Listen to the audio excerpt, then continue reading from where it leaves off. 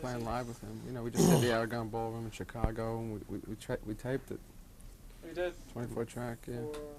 For whatever. whatever. Well, they're gonna play it on the radio as a live broadcast, but It can also be saged and doctored up for yeah, live record. it sounds good enough to probably be a live Good record performance. if need be.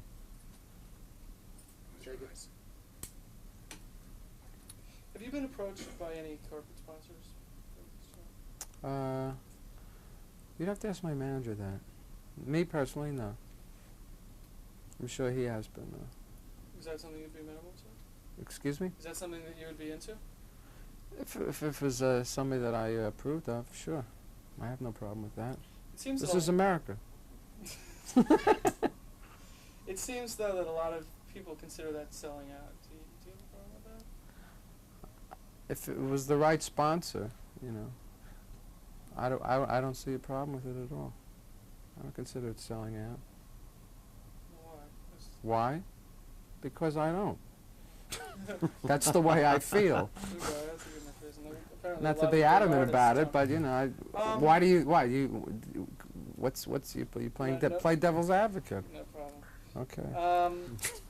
How do you feel about like rockers, not rockers against drugs, but all these people who are testifying, the whole Ozzy Osbourne incident and all the What bad Ozzy publicity- Osbourne incident?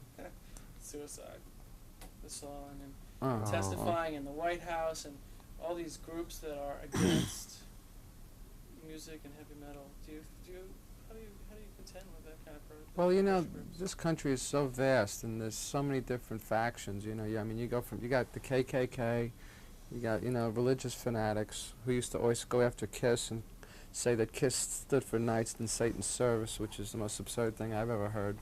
In fact, I did an interview just the other day with some magazine called Cornerstone, and he was convinced that we were devil worshippers, and I says, look, I was brought up a Christian, and I always relied on prayer, in times of trouble, to get me through some tough spots, and I can definitely honestly say that nobody else in Kiss believed in any type of devil worshipping. I think there's a few isolated groups or circumstances where these particular groups are coming after these rock, the bands that are advocating devils and all that kind of garbage. Maybe there's a few of them out there that's, the bands, they shouldn't be doing that type of stuff. But then they start generalizing, and that's real vague. It's real bad. That's really uncalled for. It's really dumb. Dumb. With a capital D. Yeah, I mean, what group were you talking about? With the logo, they thought it was a... Cruise Pentagram on their first Motley shout Crue. to Well, we can't speak for Motley Crue. I mean, I don't know. I think nothing else better to do but just exaggerate things. I mean, if a band's advocating, suicide and go out and shoot people up and all that kind of garbage, yeah, somebody should say, hey, don't do that.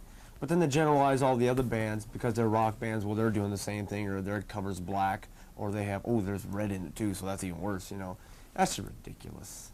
That's really ridiculous. I mean, I'm sure that a good portion of our fans can differentiate good between the bad and the garbage between, energy and fun. Quality. Yeah. It's like Spinal Tap. I mean, sometimes it gets taken just a hair too far. Yeah, it's just... I love that movie. Oh, it is a funny movie. That is the most amazing movie. You say that, I also read it in an article, that you said that you feel more plugged in.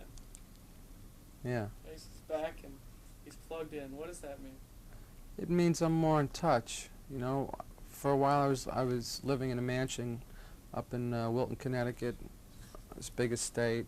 I had a 24-track recording studio built underground, with gates and a moat, and I was isolating. And I thought I was going to go up there and start my own band and do my masterpiece work up there. But basically, I was out of touch. I had been in Kiss so long, and I really hadn't been. I don't listen to the radio that often, and I don't buy records too often.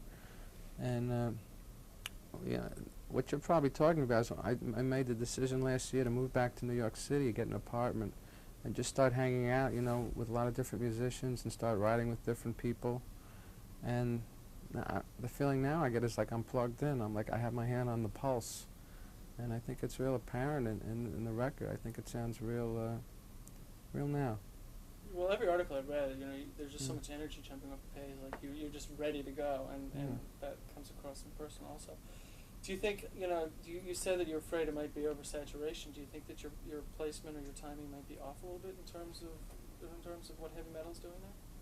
No, I think our timing is perfect. Yeah, it's got to be perfect because we also have the ability to like stretch.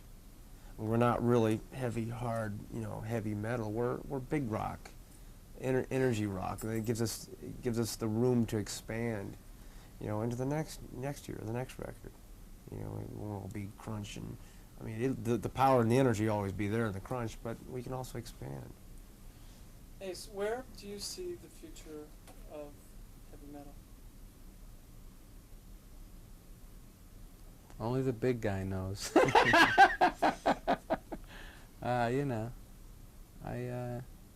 It's probably going to continue on the way it's going, and it might even get worse. It's it's a crapshoot out there. Did you ever see yourself here? If you think back a decade ago. Yeah.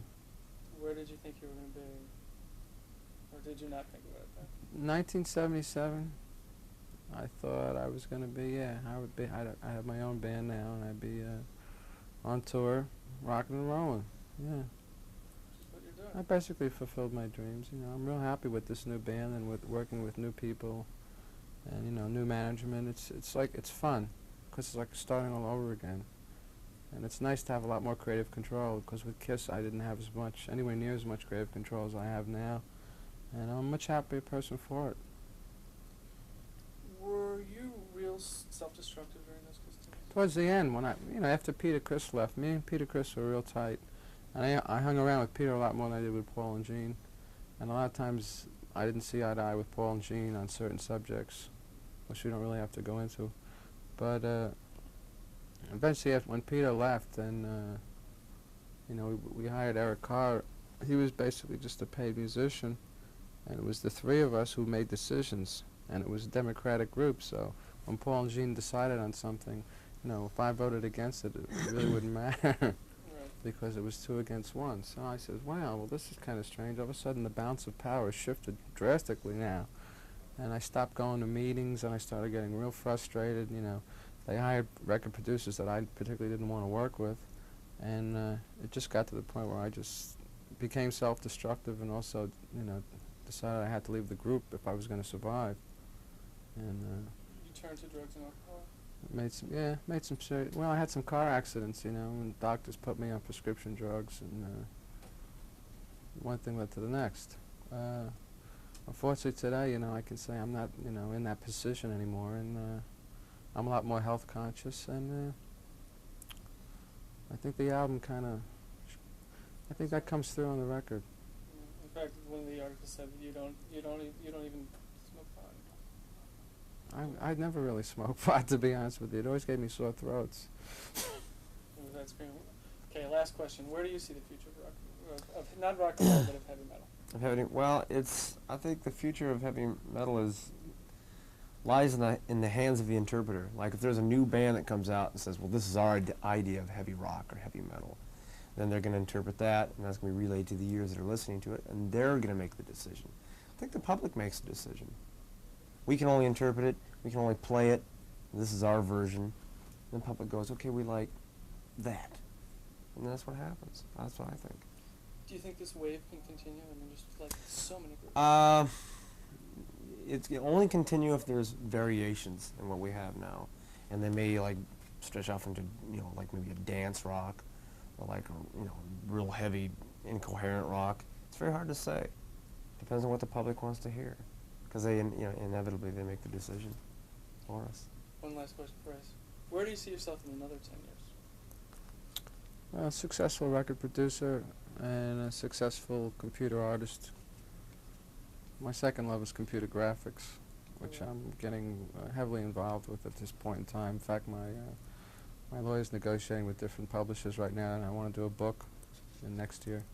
And of course, a daddy. Oh, yeah. Is she your only one? Yeah. Great. All right.